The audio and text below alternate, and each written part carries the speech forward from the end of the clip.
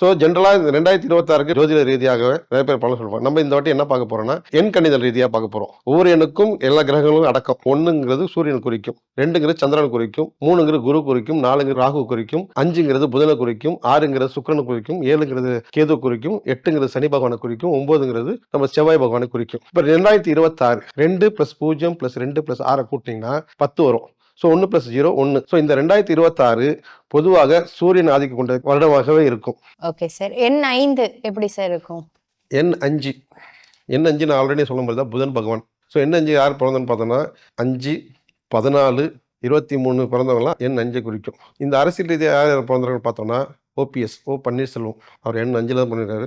கனிமொழி அவர்களும் எண் 5 தான் பிறந்திருக்காங்க. ஸோ எண் 5னா இவங்களுக்கு எப்பயுமே ஒரு புதன் கிரகம் சூரியன் கிரகம் நண்பர்கள் கிரகம்னு சொல்லுவாங்க. சூரியனோட இணைஞ்சிருந்தா இவங்களுக்கு கொஞ்சம் வாய்ப்பு நல்லா இருக்கும்.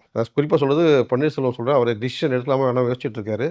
ஆனால் இந்த ஆண்டு அவர் சூரியனோட பகையா இல்லாமல் சாதகமாக இருந்தாருன்னா இவருக்கு கொஞ்சம் நல்ல ஆண்டாகவே அமையும். எண் ரீதியாக எவ்வளோ சப்போர்ட்டாக இருக்கும் எவ்வளோ பாதிப்பாக இருக்கும் மட்டும் தான் சொல்லியிருக்கேன்.